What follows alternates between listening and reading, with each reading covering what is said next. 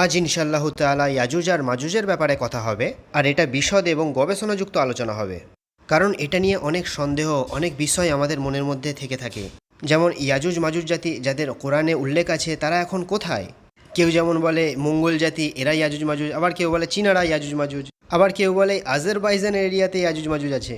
জুলকারনাইন এদের বাধা সৃষ্টি করার জন্য এরা পৃথিবীতে এসে আর ফাসাদ সৃষ্টি করেনি। তা প্রশ্ন হলো, এখন বিজ্ঞানের যুগে পৃথিবীর সমস্ত কোণা তো আমরা খুঁজে ফেলেছি, তাহলে জুলকারনাইনের সেই দেওয়াল বা বাধা কোথায়? কেউ কেউ বলেন এটা হলো চীনের দেওয়াল, কিন্তু এটা প্রমাণিত নয়, এটা পুরোপুরি ভুল কথা। হযরত জুলকারনাইন যেটা বানিয়েছিলেন সেটা চীনের দেওয়াল নয়। আর তর্কের খাতিরে যদি চীনের দেওয়ালকে আমরা সেই দেওয়াল মেনেও নিই, তা সেই দেওয়ালের এপারেও যাওয়া সম্ভব, ওপারেও যাওয়া সম্ভব, তাহলে ওই দেওয়ালটা তো বাধা সৃষ্টি করতে পারছে না। আল্লাহ কোরআনে বলেন, হাত্তা ইজা ফুতিহাতি ইয়াজুজা ওয়া মাজুজা, যখন তাদেরকে খুলে দেওয়া হবে, ওয়াহুম মিন কুল্লি হাদাবিন ইউনসিলুন, তখন তারা সমুদ্রের ঢেউয়ের মতো উপর থেকে নিচে নেমে আসবে, আর তারা দুনিয়াতে জুলুম কায়েম করবে, ওরা ফাসাদ সৃষ্টি করবে।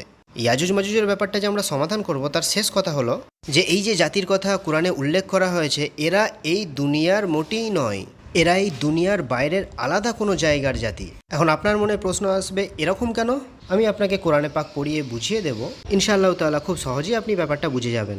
কিন্তু ইয়াজুজ আর মাজুজের চ্যাপ্টারটা সমাধান করার আগে কিছু তর্ক আছে যেগুলো আমাদেরকে সমাধান করতে হবে। নম্বর 1, জুলকারনাইন তিনি কি আল্লাহর একজন নবী নাকি একজন নেক বাদশাহ ছিলেন? দেখুন, আমাদের এখানে দুটো ব্যাখ্যাই চলে। এই ব্যাপারটা সমাধান করা খুবই জরুরি, কারণ আপনি যতক্ষণ না এই ব্যাপারটা বুঝতে পারছেন তিনি আল্লাহর নবী ছিলেন কি ছিলেন না, ততক্ষণ ইয়াজুজ মাজুজও সমাধান হবে না। সব থেকে বেশি ব্যাখ্যা দেওয়া হয় যে তিনি নবী ছিলেন না, কিন্তু মনে রাখবেন যদি মুহাক্কিকিন উলামাদের ব্যাখ্যা নেওয়া হয়, যেমন ইমাম ইবনে হাজার আসকালানি, ইমাম ফখরুদ্দিন আরাজি এবং আরও অনেক উলামা আছেন, বড় বড় মুহাক্কিক উলামারা যাদের কোরআন আর সুন্নাহর উপর গভীর জ্ঞান ছিল, ওনারা এটা প্রমাণ করেছেন। কোরআনের সেই আয়াতগুলো আমিও আপনাদের পড়ে শোনাচ্ছি। প্রথমে এটুকু মনে রাখুন, হযরত জুলকারনাইন আল্লাহর নবী, আর কোরআনে পাক পরিষ্কারভাবে আপনার নবুয়তের দিকে ইশারা করেছে। যতক্ষণ না তার নবুয়ত আমাদের কাছে বুনিয়াদিভাবে গৃহীত হবে না, ততক্ষণ পরের কথাগুলো বোঝাই যাবে না। এছাড়াও খিজির আলাইহিসসালামের ব্যাপারে এটা বেশ খ্যাত যে তিনি নবী। এখন খিজির আলাইহিসসালামের ব্যাপারে যাকে আপনি জিজ্ঞাসা করবেন, কোরআনে যাকে হযরত মুসা আলাইহিসসালামের সঙ্গী বলা হয়েছে, তা উনি যে নবী এটার কি দলিল আছে? কোরআনে তো নবী শব্দ উল্লেখ হয়নি। আসলে দলিল হলো এটা যে খিজির আলাইহিসসালাম মুসা আলাইহিসসালামের সাথে যা যা কাজ করেছিলেন, যা বুদ্ধিতে ধরা পড়ছিল না, এরপরে খিজির আলাইহিসসালাম একটা কথা বলেছিলেন, ওয়ামা ফাআলতুহু আন আমরি, অর্থাৎ এগুলোর কোনো কাজই আমি নিজের ইচ্ছাই করিনি, আল্লাহর হুকুমে করেছি।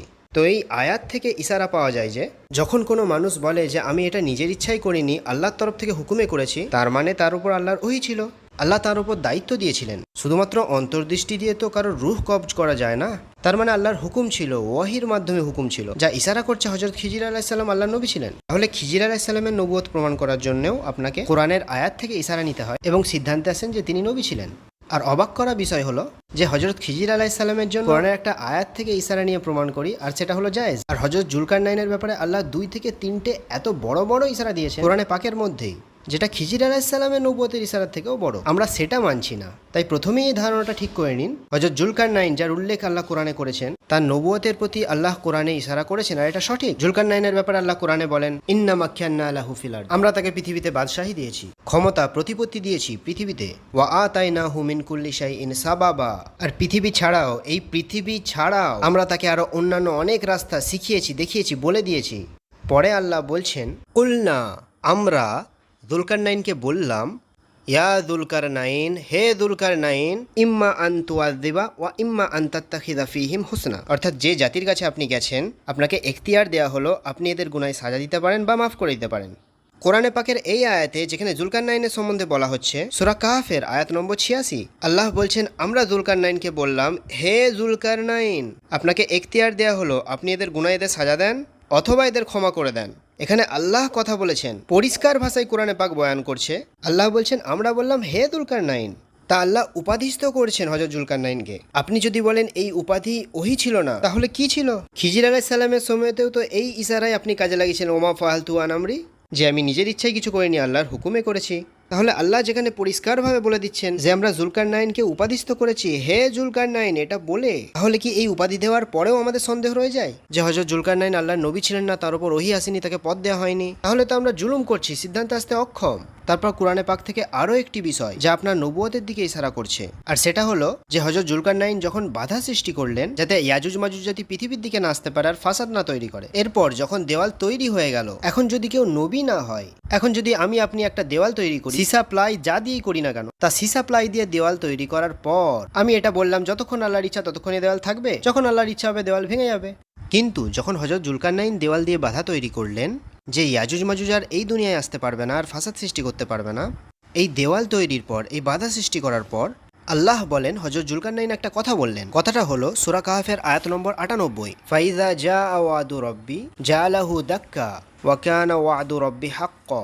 যখন দেওয়াল তৈরি হয়ে গেল, বাধা সৃষ্টি হয়ে গেল, ইয়াজুজ মাজুজ এই দুনিয়ায় এসে আর ফাসাদ তৈরি করতে পারছে না, তখন হযরত জুলকারনাইন বললেন যখন আল্লাহর ওয়াদা এসে যাবে আল্লাহ এই বাধাটাকে ভেঙে দেবেন, আর আল্লাহর ওয়াদা হলো একেবারে সত্যিকারের ওয়াদা।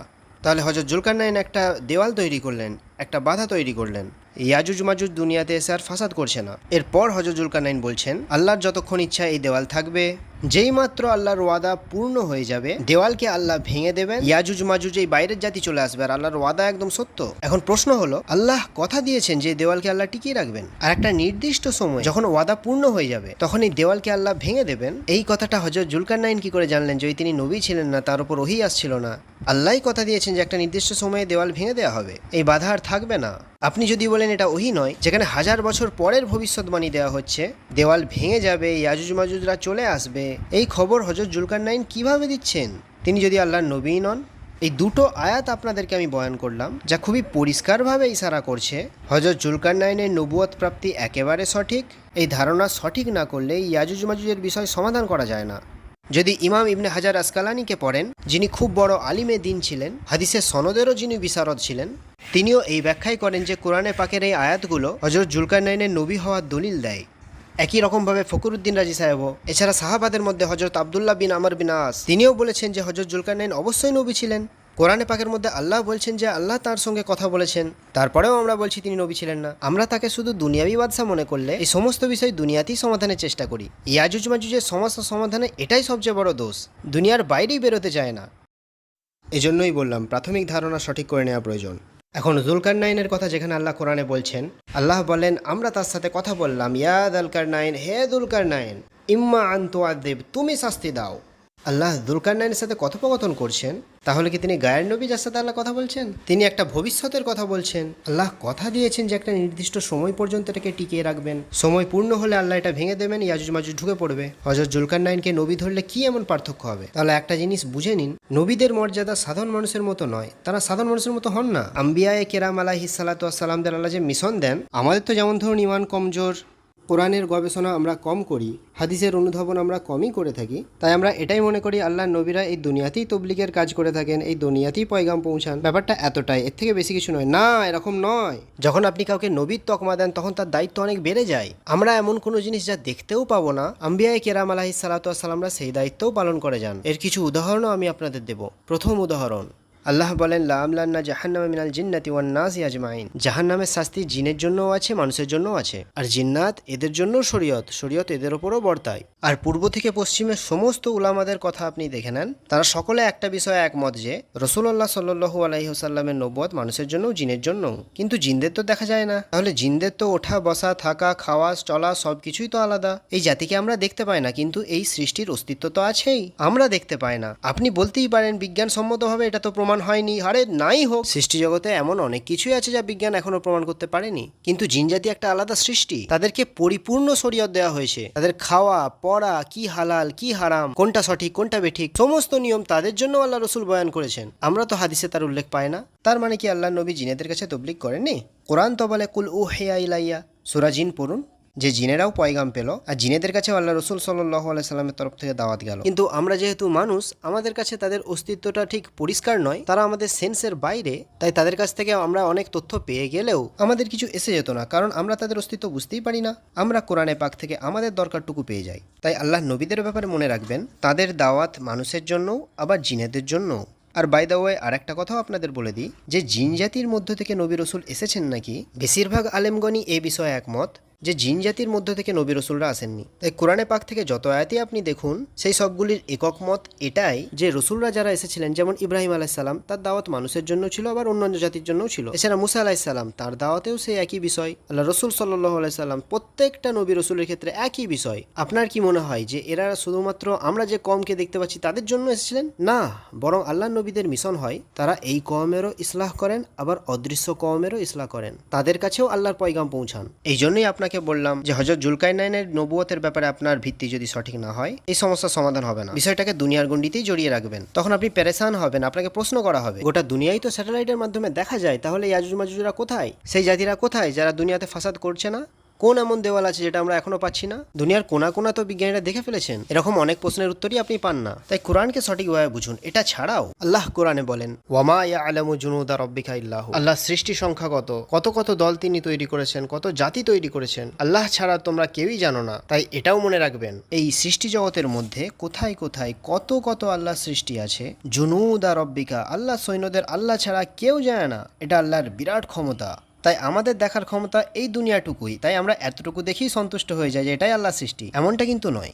এবার কোরআনের আরেকটি আয়াত খেয়াল করুন। আল্লাহ বলেন, আল্লাহুল্লাযী সাবাআ সামাওয়াতি ওয়া মিনাল আরদি মিসলাহুম, আল্লাহ যিনি 7 আসমান তৈরি করেছেন, ওয়া মিনাল আরদি মিসলাহুম, আর আল্লাহ পৃথিবীকেও 7টা তৈরি করেছেন। অর্থাৎ আমাদের এই যে পৃথিবী, এরকম 7টা পৃথিবী আল্লাহ তৈরি করেছেন। এখন আপনার মনে হতে পারে সেটা শুধুমাত্র গ্রহ, খালি, সেখানে কোনো আবাদি নেই, তার মধ্যে কোনো দিনই আহকামাত নেই, নামাজ রোজা জাকাত কিছুই নেই। না, আল্লাহ আগে বলছেন ওয়া মিনাল আরদি মিসলাহুম, আল্লাহ 7টি পৃথিবী তৈরি করেছেন, ইয়াতানাজ্জালুল আমরু বাইনাহুন্না, আর সেই 7টা পৃথিবীতেও সেই একই আহকামাত আসছে, যেমনটা এই দুনিয়াতে আছে। যেমন এই দুনিয়াতে হারাম হালালের বিধান আছে, তেমনটা ওই দুনিয়াতেও নাজিল হয়, ওখানেও সমস্ত হুকুম একই রকম। তাই এটুকু ভালো করে বুঝে নিন, আল্লাহর সৃষ্টি জগৎ বিশাল বড়, তাকে এই দুনিয়ার মধ্যে সীমাবদ্ধ করবেন না। আল্লাহ বলছেন একই রকমের 7টা পৃথিবী তৈরি করেছেন, আর সেখানেও একই রকমের হুকুম চলছে যা এখানে চলছে। मैं इसका इस्तेदलाल अब्दुल्ला बिन अब्बास ही कर रहा हूँ, ठीक है, रज़ी अल्लाह अन्हु। अब्दुल्ला बिन अब्बास ने सूरह तलाक की आखिरी आयत में कहा ना कि जब अर्द का लफ्ज़ इस्तेमाल हुआ है मिसलहुन्ना के तौर पे जमा के सिगे में, तो इसका मतलब है कि और भी ज़मीनें हैं। ठीक है, ये तो अल्लाह ताला ने तो खुद ही बता दिया ना कि 7 ज़मीनें हैं। सही है। तो अब्दुल्ला बिन अब्बास ने तफसीर बताते हुए साहबा ने पूछा कि अब्दुल्ला ये बाकी की ज़मीनें हैं, इसकी तफसीर बताओ। सही। तो ही सेड कि मैंने अगर तुम्हें इसकी तफसीर बताई ना अभी तो तुम काफिर हो जाओगे। अच्छा, ये डायरेक्ट इस तफसीर के अंदर हदीस वो है मनकूल है उनकी, अब्दुल्ला बिन अब्बास की, ये तफहीम में भी दर्ज है, फी ज़वाल कुरान में भी दर्ज है, ऑब्वियसली मुस्तनद हदीस अब्दुल्ला बिन अब्बास की कि मैं तुम्हें अभी, you not ready for it, तुम्हें अगर मैं अभी बता दूं तो काफिर हो जाओगे। इसका मतलब बड़ा आसान से दो हैं। एक तो ये कि उस वक्त ये साइंस की तरक्की इतनी नहीं हुई कि तुम्हें समझ आए, ना ही तुम कुरान के उस इल्म में आए हो कि जो मैं तुम्हें सारे के सारे कनेक्शन दूं। ठीक है। इसका मतलब ये है कि जब इतनी तरक्की हो जाएगी इल्म की कि तुम्हें बाकी के तरीकों से, हम जैसे बंदों को कहीं से नजर आना शुरू हो जाएगा, तो तुम्हें पता चल जाएगा कि इसका क्या कहाँ पे वो मल्टीवर्स का कॉन्सेप्ट जैसे मैं बता। अब और सुनिएगा, अर्द का ही लफ्ज इस्तेमाल हुआ है उधर भी सूरह तलाक में। जी जी, इसका मतलब है अर्थ, उस मट्टी, उस जमीन, उस टेरेस्ट्रियल प्लेन को अल्लाह ताला कहते हैं, चाहे वो किसी भी जगह पे, किसी भी प्लेनेट में हो। ये जो अर्थ का लफ्ज है, इसको इसी कॉन्सेप्ट में रखना है आपने। Okay okay. और आदम की तमाम औलाद जहाँ जहाँ पे भी है, वो हर उस जगह पे मौजूद होनी जरूरी है। ये मल्टीवर्स का कॉन्सेप्ट है। जी जी बिल्कुल है। यहाँ तक कि अब्दुल्ला बिन अब्बास ने कहा, मैं इस तफसील में जान के नहीं जाऊंगा, इसमें पूछेगा मत, मैं अब्दुल्ला बिन अब्बास को डायरेक्ट कोट कर रहा हूँ रज़ियल्लाहु अन्हु को, कि जितनी जमीनें उतनी मोहम्मद है, उतनी आदम है।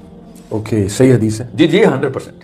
अब मैं इसमें इसकी तफसील के लिए 10 सेशन और रिक्वायर्ड जरूर करेंगे, मगर वो फलसफा इस्लाम की बजाय वो द साइंस ऑफ इस्लाम के ऊपर आई। এখন দেখবেন এরকম অনেক নবীরা এসেছেন যাদের দাওয়াত এই দুনিয়াতেও ছিল, আবার আল্লাহর সৃষ্টি, আল্লাহর কম, আল্লাহর মাখলুকাত যারা অন্যান্য দুনিয়ায়, তাদের কাছেও আল্লাহ সেই সব দাওয়াত পৌঁছে দিয়েছেন, মোজেজা পৌঁছে দিয়েছেন। সেটা আল্লাহই জানেন, আল্লাহর ব্যাপার, সেটা আল্লাহই জানেন। আমাদের ক্ষমতা কম দেওয়া হয়েছে, তাই এত তফসিলে ব্যাখ্যা করা হয়নি। আমাদের যতটা দরকার কোরআনে পাকে ততটাই করা আছে, যা আমাদের ইমান, দুনিয়া, আখেরাত, আমাদের চরিত্রের জন্য যথেষ্ট। তবে এমন অনেক নবীরা চলে গেছেন যারা এই দুনিয়ার হলেও যাদের পয়গাম অন্য দুনিয়ার জন্যও ছিল। আর আল্লাহর যারা মুবারক নবীরা ছিলেন, তারা আল্লাহর মুজেজা স্বরূপ এই দুনিয়া থেকে সফর করে অন্য আর্দেও চলে যেতেন এবং সেখানেও তবলিগ করতেন। अगर हम हज़रत नूह के दौर में समर्रा के थ्रू या इवन बाइबल के थ्रू भी ये बात तफसील से पढ़ें तो आपको पता चलता है कि हज़रत नूह जो हैं वो दुनिया में उतने ही साल रहे हैं जितने कि हम लोग रहते हैं। वो बाकी के जितनी भी 950 साल की तबलीग है उनकी इन दिस डिमेंशन नहीं है। 12 अंबिया को हमें मिली, मैं इसलिए आपसे कह रहा हूँ महराज का जानना बेहद ज़रूरी है हमारे लिए, क्योंकि और सूरह मरियम सूरह कहफ के फ़ौरन बाद कि जब अल्लाह ताला ने कहा है ना कि इसको हमने ऊपर ले आए हैं, ठीक है, हज़रत इदरीस को, ठीक है, ये उसी रास्तों से ऊपर लाए गए हैं, और अल्लाह के नबी अलैहिस्सलाम को भी इसी रास्ते से, इन्हीं रास्तों में से एक रास्ते से अल्लाह ताला ने, फिर उनको तो खैर क्या ही एक्सेस मिला सुभान अल्लाह, मगर हज़रत ईसा भी देखें, हज़रत ईसा 7वें आसमान पे नहीं मिले आप, ठीक है, कहाँ मिले? छठ नहीं, नीचे थे जी, और इदरीस चौथे पे, ठीक ठीक है। हालांकि उस आसमान का मतलब है कि उस गैलेक्सी में किसी एक प्लैनेट के ऊपर ईसा रह रहे हैं। तो प्रॉफिट सल्लल्लाहु अलैहि वसल्लम ने जो मिले थे हज़रत ईसा से जाकर, तो उसी इस आसमान के इलाके में गए थे ना। अच्छा, हम इस आसमान के इलाके में रह रहे हैं ना, यहाँ पे सेशन कर रहे हैं बैठ के, ठीक है, सो इसी तरीके से हज़रत ईसा से मिले, ठीक है, हवा में थोड़ी मिले हैं वो, ठीक, समझ रहे, हवा में कोई मिराज नहीं हुई, मिराज के हर स्टेज के ऊपर कहीं ना कहीं पे स्टेशन किया गया। এটাকে বর্তমান বিজ্ঞানে টাইম ট্রাভেল বলা হয়। আর টাইম ট্রাভেলের অনেক উদাহরণ এরকম আছে।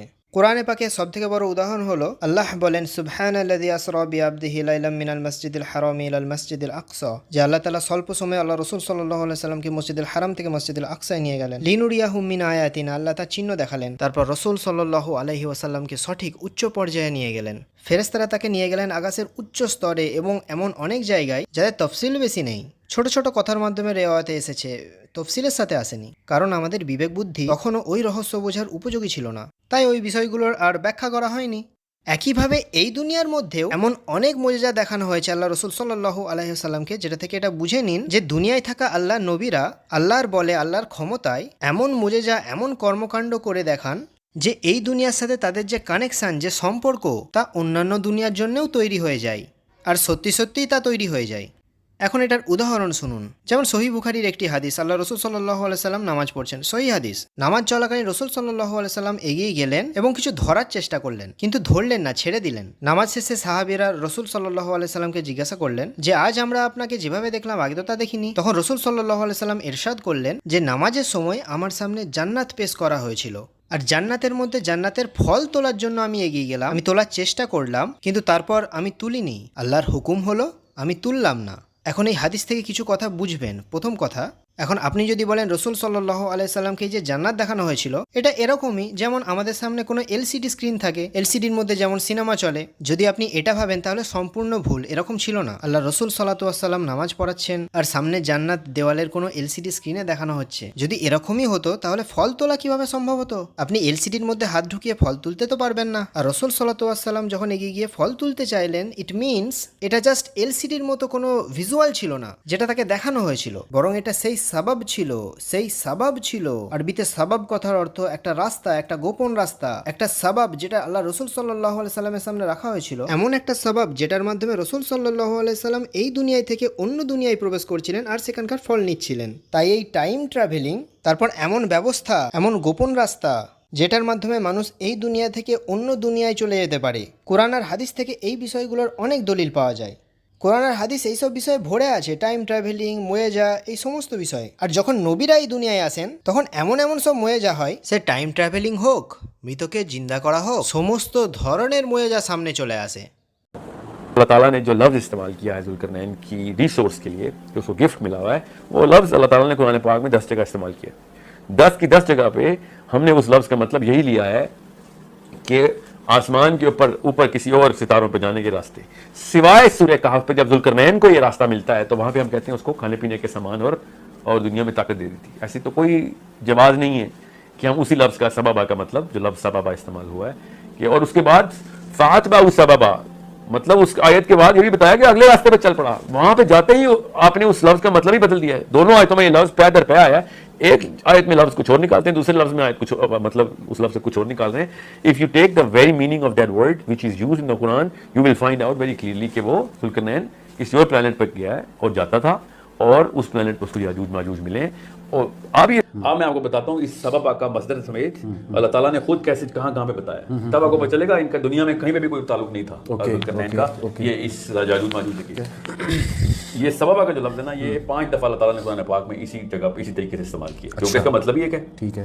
अब सूरह स्वाद आयत नंबर 10 में देखिए क्या खूबसूरती से अल्लाह ताला इसका इस्तेमाल करते हैं। सूरह स्वाद चैप्टर नंबर, अम लहुम मुल्कुस समावाति वल अर्दि वमा बैनहुमा फलियरतकू फिल अस्बाब। अब ये इसकी उसका तर्जुमा पढ़ी ना ताकि मैं आपको बताऊं कि और is theirs the dominion of the heavens and the ये earth अल्लाह ताला पूछ रहे हैं सब and what ये is इनकी है क्या between them, क्या और जो जमीन उनके और बीच में आसमानों है के वो इनका है। वो इनका है। then let them ascend through any ways of access। ये वही वाला वे अचानक हमने जुल्करनैन में कहीं और वे पे डाल दिया था कि जो आसाइशें मिली हुई तो हैं बहुत क्लियर है कि then let them ascend through ठीक है। ways of access। कि इनको जरा आने दो उन सबबा के थ्रू जो रास्ते में अल्लाह ने बनाए ऊपर आके देख लो कि बाकी की जो सितारे हैं इनके तो बहुत क्लियर है। ये बेहद কোরআনে পাকের এই ঘটনাগুলোকে তফসিলের সাথে ভালোভাবে আমরা বুঝবো। কোরআন যে ইয়াজুজ মাজুজের কথা বলছে তারা এই গ্রহের নয়, এরা এই জমিন বা পৃথিবী ছাড়া এমন একটা কম। এখন এই জাতি যেখানে আছে সেখানে কিভাবে আছে তা আমি আপনাদেরকে আগে উল্লেখ করলাম। ওয়ামিনাল আরদি মিসলাহুন্না, আল্লাহ তাআলা এই পৃথিবীর মতো আরো 7টা পৃথিবী তৈরি করেছেন। ইয়াতানাজ্জালুল আমরু বাইনাহুন্না, সেই সকল গ্রহে একই হুকুম নাজিল হয় যা এখানে হারাম হালালের হুকুম। তাই এতে চিন্তিত হওয়ার মতো কিছু নেই। কোরআন অনেক দূরের কথা বলে। কোরআনের কথা শুধু এই দুনিয়াতে সীমাবদ্ধ নয়, কোরআন অনেক দূরের রহস্যের কথা বলে যা আমরা যত দিন যাচ্ছি সায়েন্সের ডেভেলপ করার জন্য জেনে যাচ্ছি। রহস্যগুলো আমাদের বোধগম্য হয়। এখন আমরা একটু কোরআন পড়ব। আল্লাহ কি বললেন? এই যে ঘটনাটা আল্লাহ উল্লেখ করছেন, যদি আপনি এটাকে এই দুনিয়ার ঘটনা ভেবে নেন যে এই দুনিয়ার কোনো কোণে জুলকারনাইন এসেছিলেন, সেখানে এসব ঘটেছিল, কোরআনের আয়াত কখনোই বুঝতে পারবেন না। এমন এমন আপত্তি আপনার মনে আসবে যে তার উত্তর আপনি দিতে পারবেন না। প্রথমে মনে হয় আপত্তিগুলো বলে দেওয়াই ভালো, যাতে কোরআন যখন পড়বো তখন যেন আপনার কাছে স্পষ্ট হয়ে যায় যে স্পষ্টভাবে কোরআন এই দুনিয়ার কওমের কথা বলছে না। এখন আপত্তিগুলো কি রকম হয় দেখুন, যেমন জুলকারনাইনের ঘটনায়। এখন কোরআন কি বলছে এক একটা আয়াত আপনাকে আমি পড়ে বুঝিয়ে দিই। তার আগে উপরে উপরে একটু বলে দিই। তো জুলকারনাইন এক জায়গায় গেলেন, সেখানে এক জাতি ছিল, তারা বলল এখানে ইয়াজুজ মাজুজরা আসে আর ফাসাদ করে, তাই আপনি তাদের আর আমাদের মধ্যে একটা বাধা সৃষ্টি করে দিন যাতে তারা এখানে না আসতে পারে আর আমরা সুরক্ষিত হয়ে যাই। তখন জুলকারনাইন তাদের সাহায্য নিয়ে দেওয়াল তৈরি করলেন। দেওয়াল তৈরি করার পর তিনি বললেন যখন আল্লাহর ওয়াদা পূর্ণ হবে তখন এই দেওয়াল ফেটে যাবে, তখন ইয়াজুজ মাজুজরা বেরিয়ে পড়বে। এই ঘটনা কোরআনে আছে। এখন কোরআন আরেকটা কথাও বলে যে যখন কিয়ামত কাছে চলে আসবে, হাত্তা ইযা ফুতিহাত ইয়াজুজ ওয়া মাজুজ ওয়া হুম মিন কুল্লি হাদাবি ইয়ানসিলুন, অর্থাৎ যখন কিয়ামত কাছে চলে আসবে আল্লাহ তখন ইয়াজুজ আর মাজুজদের খুলে দেবেন, মাঝের বাধা সরিয়ে দেবেন, আর ইয়াজুজ মাজুজ জাতি বন্যার মতো উপর থেকে নিচের দিকে নেমে আসবে। এটা কোরআনের আয়াত। এটা কোরআনের আয়াত যেটা স্পষ্টভাবে দলিল দিচ্ছে যে ইয়াজুজ মাজুজ জাতি এদেরকে রাখা হয়েছে, বন্দি রাখা হয়েছে একটি বিশেষ জায়গায়, খাস জায়গায়, যখন খোলা হবে বন্যার মতো নেমে আসবে। এখন কোরআনে উল্লেখিত এই ঘটনাটা এটাকে যদি দুনিয়ার মধ্যে ভেবে নেন তাহলে 5টা বড় বড় আপত্তি তৈরি হয় যার উত্তর আপনি দিতেই পারবেন না। আপত্তি নম্বর 1, কোরআন বলে হযরত জুলকারনাইন এক জায়গায় গেলেন, সেটা পাহাড়ি জায়গা ছিল, সেখানে এক জাতির বাসস্থান ছিল, এক জাতি ছিল। সেই জাতি বলল ইয়াজুজ মাজুজরা এখানে এসে ফাসাদ করছে। জুলকারনাইন দুটো পাহাড়ের মাঝে দেওয়াল তৈরি করলেন, ইয়াজুজ মাজুজরা এদিকে আসতে পারবে না। এখন বুদ্ধি খাটিয়ে জবাব দিন তো, পাহাড়ি এলাকা, খোলা জমি, আর 2 পাহাড়ের মাঝে আপনি একটা দেওয়াল তৈরি করে দিয়েছেন, তাহলে কি এটা ইম্পসিবল যারা ওদিকে আছে তারা এদিকে আসতে পারবে না? আল্লাহর বান্দারা যদি খোলা জমি হয় তাহলে পাহাড়ের ওদিক দিয়ে ঘুরে আসতে পারবে না? নাকি দেওয়ালটা এতই বড় বানানো হয়েছিল, জমির এক প্রান্ত থেকে গোটা দুনিয়াকে গোল করে তৈরি করা হয়েছিল যে ওখানকার লোক এদিকে একেবারেই আসতে পারবে না? এরকম মোটেই ছিল না, একটা আলাদা জায়গায় দেওয়াল তৈরি করা হয়েছিল। এখন দেওয়ালের বাধা এমন যে তারা এদিকে আসতে পারতো না। কিন্তু যদি ওপেন জমির কথা বলেন তাহলে দুটো দেওয়ালের মাঝে পাহাড় তৈরি করলে ওদিক থেকে এদিকে আসার জন্য তো পাহাড় ঘুরেই চলে আসতে পারবে। এটা কোনো ঘর তো নয়। যেমন একটা ঘর আছে যার বাইরে বেরোনোর এক্সিট একটাই, এখন আপনি বলতে পারেন বাহির হওয়ার দরজা আমি বন্ধ করে দিলাম। অথবা কোনো গুহা আছে তার এক্সিট একটাই, আপনি সেটা বন্ধ করে দিলেন, তাহলে গুহার মধ্যে যারা ছিল তারা সেখানেই বদ্ধ হয়ে মারা গেল। তাহলে ব্যাপারটা বোঝা যেত। যখন খোলা জমির কথা বলা হচ্ছে সেখানে দুটো পাহাড়ের মাঝে আপনি দেওয়াল তৈরি করলেও আল্লাহর বান্দারা এটা কি এমন কষ্টকর বাধা যে কোনো মানুষ পাহাড় ঘুরে এদিকে আসতে পারবে না? अभी मैं आऊंगा अगले सेशन में जब वो लोहा और तांबा क्यों मिक्स किया गया था। It perfectly explains of how the static charge वो किस। अच्छा, दूसरी बात, कुरान पाक खुद बता रहा है कि वो नीचे से भी नहीं एंटर हो सकते और ऊपर से भी नहीं एंटर हो सकते। ये कौन सी ऐसी दीवार है कि जिसमें याजूज माजूज ऊपर से भी नहीं आ सकते? और जुल्करनैन ने भी डायमेंशन बताई, फिर याजूज माजूज भी डायमेंशन बता रहे हैं कि ऊपर से छत कैसे सील की है उस बैरियर की कि ऊपर से भी ना गुजर सके वो, ठीक है। और ऑब्वियसली उस बैरियर के बाहर तो स्पेस है ना, वहां से तो गुजर नहीं सकते वो। और ना दुनिया में कोई भी डैम बना के दिखाए उसके लेफ्ट राइट से गुजरने में कौन सी साइंस लगती है? सही। সেক্ষেত্রে এই আপত্তির আপনি উত্তর দিতে পারবেন না। এখন নম্বর 2, আল্লাহ বলেন হাত্তা ইযা ফুতিহাত ইয়াজুজ ওয়া মাজুজ ওয়া হুম মিন কুল্লি হাদাবি ইয়ানসুলুন, যখন কিয়ামত কাছে চলে আসবে আল্লাহ তাআলা জুলকারনাইনের এই বাধা ভেঙে দেবেন। যখন ভেঙে দেবেন তখন ইয়াজুজ মাজুজরা এইভাবে আসবে যেন পানির বন্যা নেমে আসে, আক্রমণকারীদের নদীর স্রোতের পর স্রোত নেমে আসবে। তারপর আল্লাহ অন্য জায়গায় বলেন ওয়াতারাকনা বা'আদহুম ইয়াউমাইযিন ইয়ামুজ, যে সেই সময় যখন ইয়াজুজ মাজুজদের আমরা ছেড়ে দেব, যখন আমরা ছেড়ে দেব সেদিন ইয়াজুজ মাজুজরা বন্যার মতো আক্রমণকারী হবে। এখন প্রশ্ন হলো যে এই দুনিয়ার মধ্যে আমরা স্যাটেলাইট দিয়ে গোটা দুনিয়াকে দেখছি, এমন কোন জাতি আছে যাদের এত সংখ্যাধিক্য, যারা স্রোতের পর স্রোত আক্রমণ করার মতো সংখ্যা রাখে? তারা এখনো আক্রমণ করছে না। কোথায় আছে, কোথায় এমন দেওয়াল?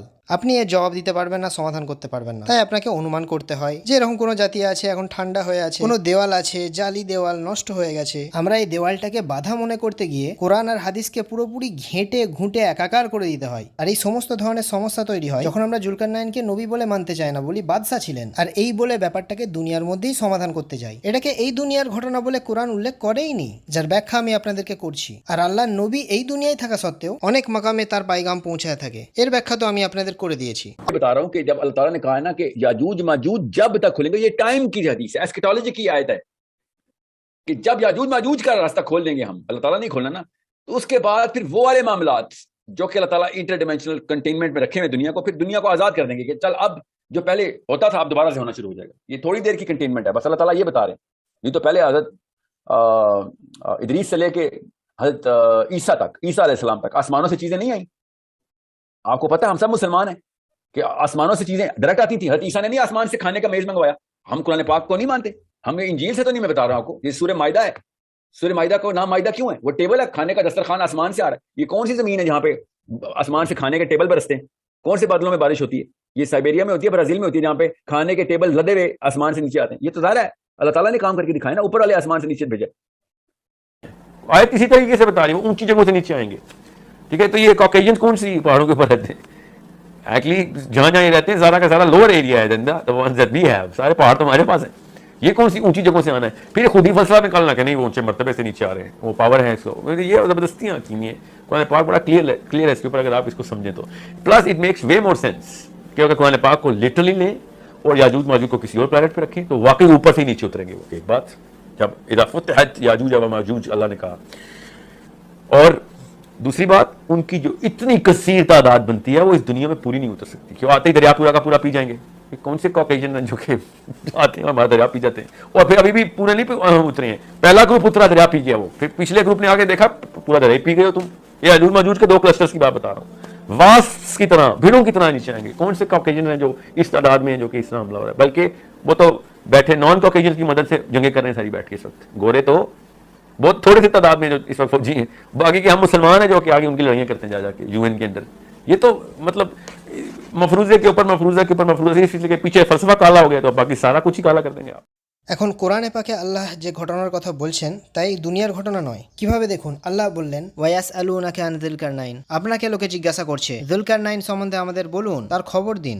কুল, আপনি বলে দিন, সাআতুলু আলাইকুম মিনহু যিকরা, আমি তেলাওয়াত করছি তোমাদেরকে তার কথা, আমি তোমাদেরকে তার কথা বলছি। তারপর আল্লাহ বলেন ইন্না মাক্কান্না লাহু ফিল আরদ, আমরা যুলকারনাইনকে আরদে, পুরো আরদে ক্ষমতা দিয়েছি, আমরা রাজত্ব দিয়েছি পুরো দুনিয়ায়। আপনি কোরআন ভালো করে বুঝুন, ভালোভাবে বুঝুন, তার নিজেই বুঝে যাবেন। আল্লাহ বলেন পুরো দুনিয়ায় আমরা ক্ষমতা দিয়েছি হযরত যুলকারনাইনকে, আর তিনি আল্লাহর নবী। হযরত যুলকারনাইনকে আল্লাহ পুরো দুনিয়ায় ক্ষমতা, রাজত্ব, বাদশাহী দিয়েছেন। এখন পুরো দুনিয়ায় আল্লাহ তার রাজত্বের ঘোষণা করে দিয়েছেন। এরপর আল্লাহ বলেন আমরা পুরো জমিনে হযরত যুলকারনাইনকে বাদশাহী দিয়েছি। ওয়া আতাইনাহু মিন কুল্লি শাইইন সাবাবা, এবং এটা ছাড়াও আমরা আপনাকে অনেক রাস্তা দিয়েছি, অনেক। এটা ছাড়াও আমরা অনেক রাস্তার তাকে জ্ঞান দিয়ে দিলাম, সেই সমস্ত রাস্তায় ভ্রমণের ক্ষমতা দিলাম। এখন প্রশ্ন হলো, রাস্তা বলতে যদি এই দুনিয়ার রাস্তা বোঝায় তাহলে পুরো পৃথিবীর ওপর ক্ষমতার উল্লেখ তো আগেই হয়ে গেছে। অর্থাৎ আল্লাহ বলেন যে আমরা যুলকারনাইনকে গোটা পৃথিবীর ওপর ক্ষমতা, বাদশাহী দিয়ে দিয়েছি। এখন পৃথিবী ছাড়াও এমন অনেক রাস্তা আছে যার জ্ঞান আমরা তাকে দিয়েছি। এখন পৃথিবী ছাড়া আর কি রাস্তা আছে? সমস্ত রাস্তা তো এই দুনিয়াতেই। তাই দুনিয়ার কথা আল্লাহ আগে আলাদা করে দিলেন। পৃথিবী ছাড়াও আল্লাহ সাবাবের কথা আলাদা করে বলেছেন। আর সাবাব বলা হয় গোপন রাস্তাকে, ট্র্যাক্স, গোপন রাস্তা। উদাহরণ, আল্লাহ এক জায়গায় বলেন, ভালো করে বোঝেন, আল্লাহ এক জায়গায় ইরশাদ করেন আমলাহুম মুলকুস সামাওয়াতি ওয়াল আরদ ওয়া মা বাইনাহুমা, এইসব লোকের কাছে কি বাদশাহী আছে পৃথিবীর আকাশের বাতার মাঝের? ফালিয়ারতাকু ফিল আসবাব, গোপন রাস্তার ব্যাপারে যদি এদের জ্ঞান থাকে তাহলে সেই রাস্তায় প্রবেশ করুক আর আকাশে চলে যাক। তাহলে এই যে গোপন রাস্তাগুলো আল্লাহই রেখেছেন, আল্লাহরই ক্ষমতা। বর্তমানে এগুলোকে পোর্টালস বলা হয়। যে গোপন রাস্তাগুলো আল্লাহ রেখেছেন, যেমন আল্লাহ নবী আলাইহিস সালামের সামনে জান্নাত রাখা হয়েছিল, আর এমনভাবে রাখা হয়েছিল যে সেই রাস্তায় আল্লাহ নবী আলাইহিস সালাম হাত বাড়িয়ে সত্যিকারের ফল তুলে নিতে পারছেন। এগুলো গোপন ট্র্যাক্টস। এখন আল্লাহ বলছেন আমরা যুলকারনাইনকে পুরো পৃথিবীর উপর তো ক্ষমতা দিয়ে দিয়েছি, আর এগুলো ছাড়াও আমরা আপনাকে অনেক ট্র্যাক্টসের ব্যাপারে বলেছি, অনেক গোপন রাস্তার ব্যাপারে জানিয়েছি। এগুলো কোন রাস্তা? পৃথিবীর রাস্তার উপর তো ক্ষমতা আগেই দিয়ে দিয়েছি, তাহলে ও অন্য রাস্তা বলা হচ্ছে কেন? ও দিয়ে দুটি আলাদা বিষয় বোঝানো হয়, অর্থাৎ পৃথিবীর রাস্তা আর পৃথিবী বাদ দিয়ে অন্য রাস্তার কথা বলা হচ্ছে। এখন जी बिल्कुल वही, अल्लाह ताला ने हर जगह पे सबबा का एक ही मतलब लिया है। हमने ना कहीं पे सीलिंग लगा दिया, कहीं पे टावर लगा दिया, कहीं पे उसको आसाइशन दे दी। तो तो क्या आपके क्या है आपके सबबा का, सबबा? अब इस सबबा का मैं आपको Ways? बताता हूं। जी जी, मैं मेरी अपनी राय थोड़ी बताने लगा हूं। हज़रत ज़ैद बिन असलम ने खुद कह दिया है कि सबबा का मतलब है आसमानों की तरफ जाते हुए रास्ते। हज़रत ज़ैद बिन असलम ताबई हैं, ताबई ठीक है। हैं, ओके, और ये तफसीर कुरान में उन्हीं का कोड इस्तेमाल किया जाता है, ठीक है, सिवाय ठीक उसके कि जो तर्जुमान खुद अपनी अपनी कोशिशें करें। ज़ैद बिन असलम को कोट किया है रहमतुल्लाह को कि आपको पता हो कि ये उस वक्त के लोगों की साइकोलॉजिकल ट्यूनिंग बिल्कुल ठीक थी। ओके ये ओके बीच में हमने कहीं पे ना ये बस खुद ही अपनी तरफ से ठीक है। बस ऐसी बात की कि जिसको जो इनके लिए हैरत ज़दा थी। गुराबा का लफ्ज़ अल्लाह के नबी अलैहि सलाम ने इरशाद किया कि इस्लाम गुराबा के हाथ में है इस वक्त, और फिर एंड में जब उनको तरक्की भी उनको मिलेगी जो गुराबा होंगे। और गुराबा को अरबी कैसे समझते हैं? हम गरीब की तरह गुराबा नहीं है कि जो वियर्ड बातें करते हैं, अच्छा ठीक है। लोग कहते हैं कि अजीब और गरीब बातें शुरू करते हैं। जी जी तो ये आपको मैं बता रहा हूँ कि आपको जब तक सहाबा इकराम का फलसफा और एंगल नहीं ना क्लियर होगा, और पर्सपेक्टिव किस एंगल से देखते थे वो, तो तब तक हज़रत इदरीस मुझे समझ नहीं आती मुसलमानों ने हज़रत इदरीस को ऊपर कैसे पहुंचाया। এখন দেখুন, আল্লাহ বলেন আমরা মাক্কান্না লাহু ফিল আরদ, পুরো পৃথিবীর উপর ক্ষমতা আগিয়ে দিয়ে দিয়েছি আর পৃথিবী ছাড়া কিছু গোপন রাস্তা তাকে জানিয়েছি। পরে আল্লাহ বলেন ফাআতবা সাবাবা, এক দফা হযরত জুলকারনাইন আল্লাহর নবী আল্লাহর বলা সেই গোপন রাস্তায় চললেন। আল্লাহ যে গোপন রাস্তার কথা বললেন সেই রাস্তা ধরে তিনি চললেন।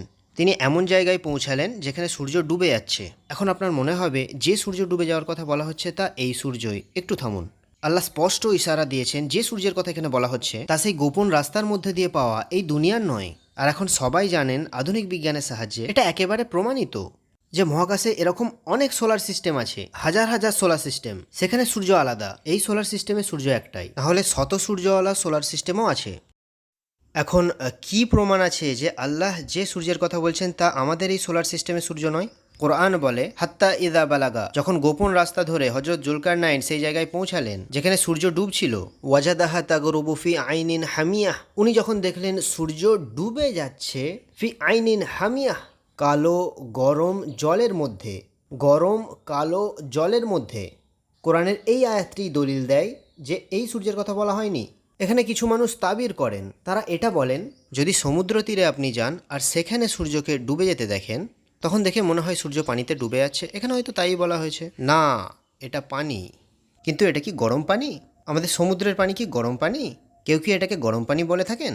আল্লাহ কোরআনে বলছেন ওই সূর্যটি ডুবে যাচ্ছিল ফি আইনিন হামিয়াহ, ব্ল্যাক হট ওয়াটারে, কালো গরম পানি, কালো গরম পানি, যেটাকে আজকাল ব্ল্যাক হোল বলা হয়। আরও অন্য কিছু নাম থাকলে তা আল্লাহই জানেন ভালো, কিন্তু এই সূর্যের কথা বলা হচ্ছে না। এই সূর্য কোথায় কালো গরম পানির মধ্যে ডুবে যায়? আপনি যদি বলেন তুলনা করা হয়েছে, তাহলে এটা বলা হতো যে সূর্য ডুবছে পানির মধ্যে, কিন্তু গরম পানির মধ্যে কিভাবে করছে? গরম পানি কিভাবে হলো? এই যে আমাদের সমুদ্রের পানি, এটা গরম কবে থেকে হলো? এতে কোনো তর্ক নেই। তাই এখানে যে সূর্যের কথা আল্লাহ বলছেন তা আমাদের এই সূর্য নয়। জুলকারনাইন যখন গোপন রাস্তা ধরে গেলেন, সেখানে যে সূর্য দেখলেন তা কালো গরম পানির মধ্যে ডুবছিল। किसी इंसान की साइकोलॉजी में है कि सूरज किसी डार्क मड में गुरूब होता है? हम में से कोई सोचता है ऐसे? सही। मैं आपको बताता हूँ, सूरज जमीन पे गुरूब ही नहीं होता।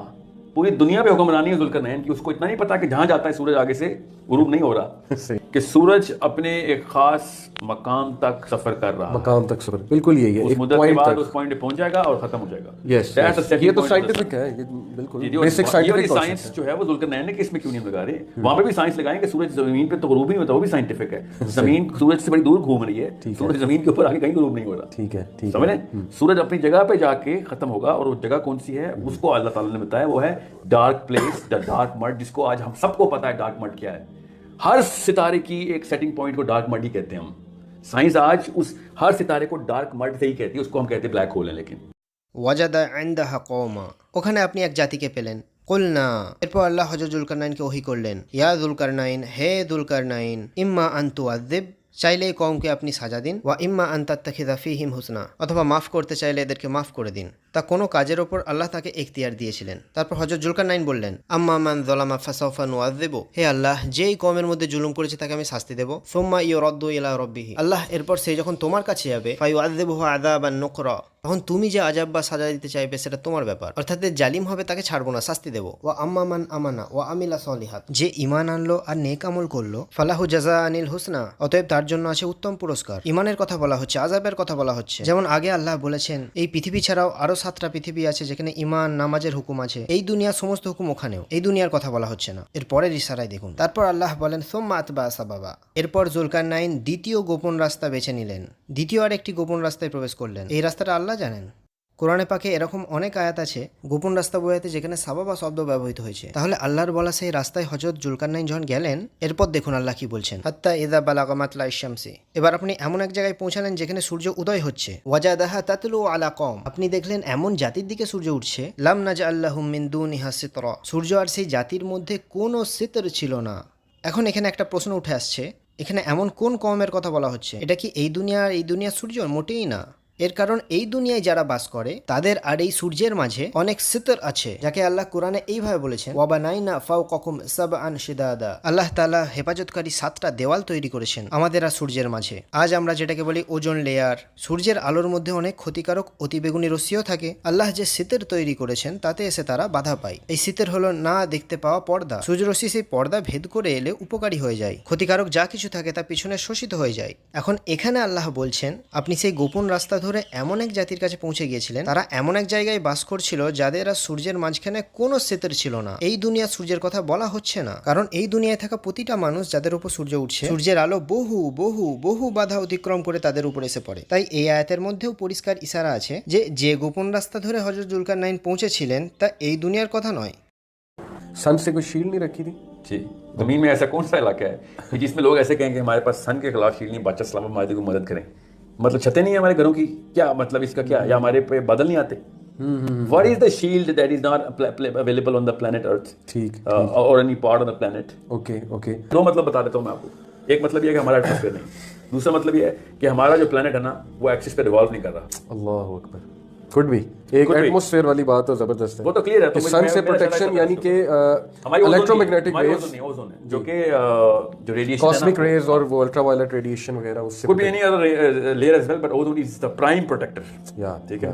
बाकी की जो रेज हैं और जो लेयर्स हैं ना उनके और भी बड़े फायदे हैं, मगर सूरज के हमारे जो प्रोटेक्शन है ना वो ओजोन करते हैं। ठीक है अब वो उसका मैग्नेटिज्म से इतना गहरा ताल्लुक है कि सारा का सारा काम ही उसके थ्रू करते हैं यहाँ पे। ठीक है फिर और भी बड़ी लेयर्स हैं, मैं इस वक्त आपको ये बता रहा हूँ कि समझ लें फॉर सम रीजन कि नहीं ये मतलब नहीं था। तो दूसरा मतलब बड़ा क्लियर है कि हमारा जो सियारा ना वो अपने एक्सिस पे रोटेट नहीं करता, हम सूरज से इतने एक्सपोज हैं कि हमें कुछ कर हमारे लिए। ठीक है। तो या हमारा सियारा घुमा दे। Okay okay He had a way, right, according to everybody. ठीक है। So then he has a way of doing that as well. अब तो साइंस भी सारा घुमाने की 12 डिग्री चेंज कर चुकी है अपने एक्सिस को। ठीक है, क्या पता जुल्करनैन ने भी करते हो। So the point is, তারপর আল্লাহ বললেন কাযালিক, এইভাবে আপনি গোপন রাস্তা ধরে একবার পূর্ব দিকে গেলেন, আবার একবার এক রাস্তা ধরে পশ্চিম দিকে গেলেন। তারপর আল্লাহ বলেন সুম্মা আতবা সাবাবা, এরপর আপনি আবার একটা গোপন রাস্তা ধরলেন এবং এক জায়গায় এলেন।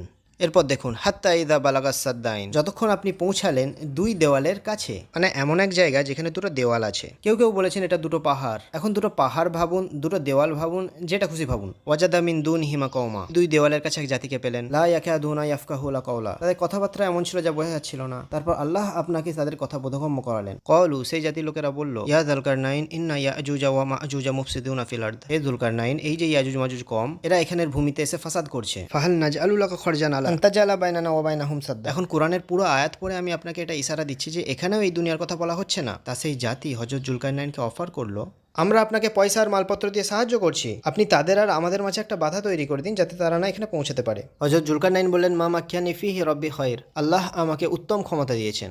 ফাআইনুনি বিকুওয়া, তোমরা শুধু আমায় সাহায্য করো। আজআল বাইনাকুম ওয়া বাইনাহুম রাদমা, আমি তোমাদের আর তাদের মাঝে এমন বাধা সৃষ্টি করে দেবো যাতে তারা এখানে পৌঁছাতে না পারে। এই বাধা তারা আর অতিক্রম করতে পারবে না।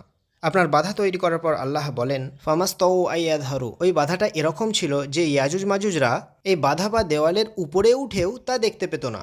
ওয়ামাস্তাতাউ লাহু নাকবা, আর তার মধ্যে দিয়ে সুরঙ্গও তৈরি করতে পারতো না, না তার মধ্যে হোল করতে পারছে, না তার উপরে চড়ে দেখতে পাচ্ছে। ক্বালা, তারপর হযরত জুলকারনাইন বললেন, হাযা রাহমাতুম মির রাব্বি, শুধুমাত্র আল্লাহর রহমতের দ্বারা এই কাজ হয়েছে। ফাইদা জা ওয়াদু রাব্বি, যখন আল্লাহর ওয়াদা পূর্ণ হবে, জাআলা হুদাকে, আল্লাহ এই বাধা ভেঙে দেবেন। কানা ওয়াদু রাব্বি হাক্ক, আর আল্লাহর ওয়াদা হলো সত্য। আর আল্লাহ যখন এই বাধা ভেঙে দেবেন, ওয়াতারাকনা বা'দাহুম ইয়াউমাইদিন, সেই দিন যেদিন আল্লাহ এই বাধা ভেঙে দেবেন, সেই দিন ইয়ামুজু ফি বাদ, স্রোতের মতো বন্যার মতো ইয়াজুজ মাজুজরা ভেসে আসবে আর ভূমির ওপর ফাসাদ করা শুরু করে দেবে। ওয়ানুফিখু ফিস-সূর, তারপর কিয়ামত চলে আসবে আর সূরও ফুঁকে দেওয়া হবে। आगे भी चलेंगे तो आपको समझ आएगी। यहाँ पे उन्होंने कहा कि भैया हमारे पास ना ये याजूज माजूज आगे ना करप्ट कर रहे हैं हमारे इलाके को।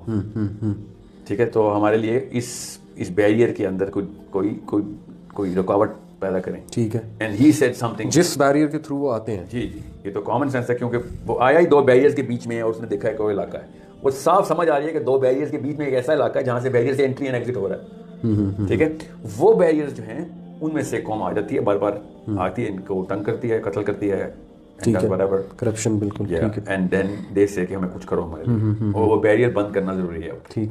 Now that barrier is a worm hole. এখন বুঝবেন, এটা যদি দুনিয়ার একটা সাধারণ দেওয়াল হয়, মানে দুটো পাহাড় আছে আর তার মাঝখানে একটি দেওয়াল তৈরি করা হয়েছে, ভালো করে বুঝবেন। আপনি যদি দুটি পাহাড়ের মাঝখানে দেওয়াল দিয়ে বাধা তৈরি করেন যে ওই পারের লোকেরা এই পারে আসতে পারবে না, তো তারা এই রাস্তা দিয়ে আসতে পারবে না ঠিকই, কিন্তু পাহাড় ঘুরে তো আসতে পারবে। যদি এই পৃথিবীর কথাই হয়ে থাকে, যেখানে দুটো পাহাড়ের মাঝখানে একটা সাধারণ দেওয়াল তৈরি করে দেওয়া হয়েছে, তারা ঘুরে কেন আসতে পারবে না?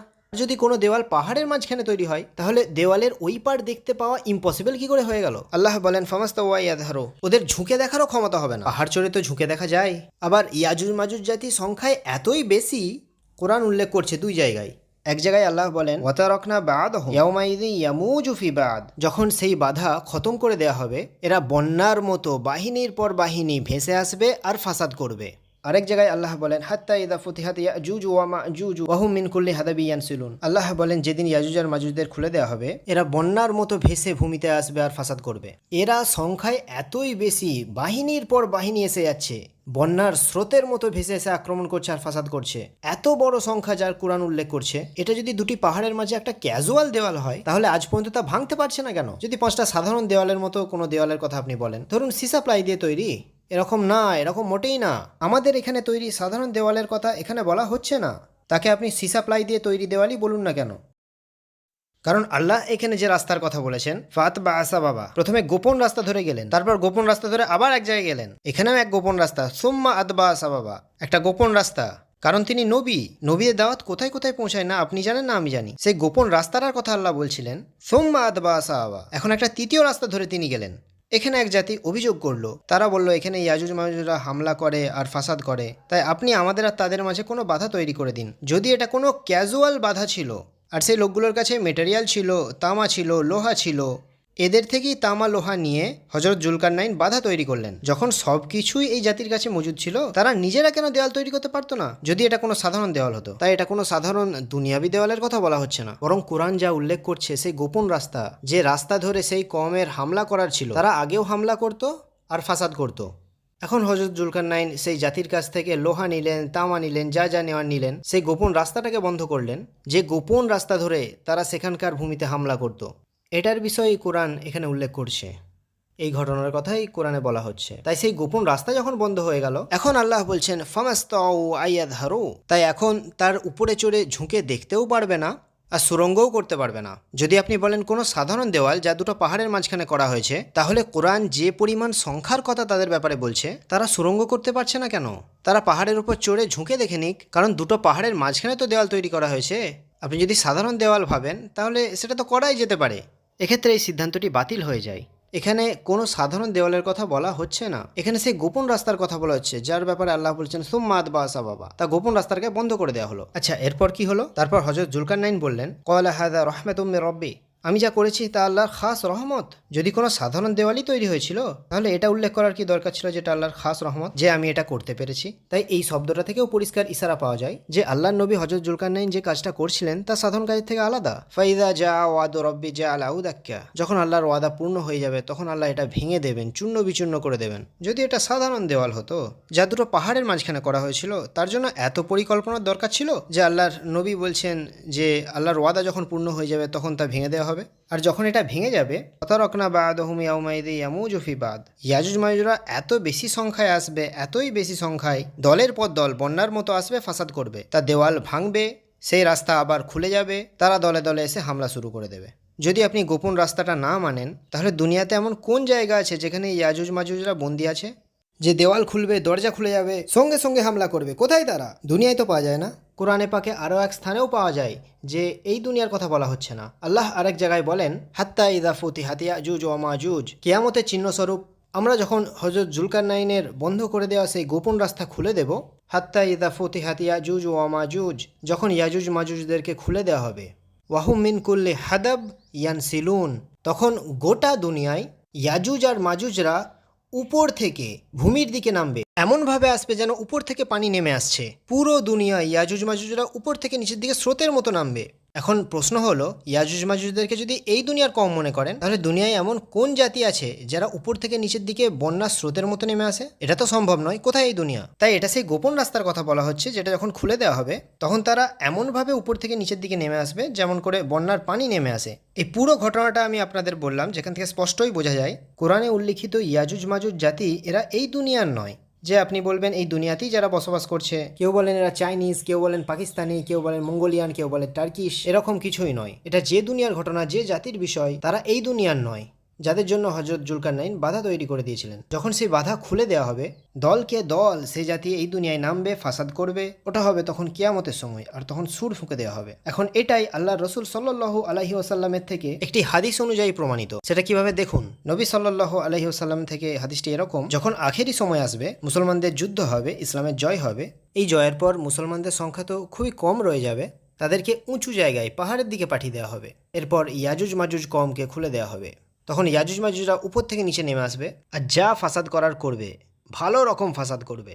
আচ্ছা, এটাও উল্লেখ আছে এই ইয়াজুজ মাজুজ জাতিকে মুসলমানরা লড়াই করে হারাবে না, এমনটা নয়। তারা লড়াই করবে, ফাইট করবে, এটা করার তারা যোগ্য নয়। যদি তারা এই দুনিয়ার জাতি হয়, সাধারণ মানুষের জাতি হয়, তাহলে তো লড়াই হতে পারত, কিন্তু তাদের মৃত্যু আল্লাহর তরফ থেকেই হবে, খাস একটা ভাইরাসের দ্বারা। তাই এটাও এক ধরনের দলিল, যে জাতিটাকে খুলে দেওয়া হবে, যারা দলকে দল আসবে, তারা এমন নয় যারা এই দুনিয়ার মধ্যেই কোনো পাহাড়ের পিছনে বাস করছে আর খুলে দিলে গোটা দুনিয়ার মধ্যে ছড়িয়ে পড়বে, এমনটা নয়। এই দুনিয়ার কোনো জাতির কথা বলা হচ্ছে না। এইভাবে কোরআন থেকে আপনার প্রশ্নের উত্তর পাওয়া যায়। আল্লাহ তাআলা বোঝার তৌফিক দান করুন।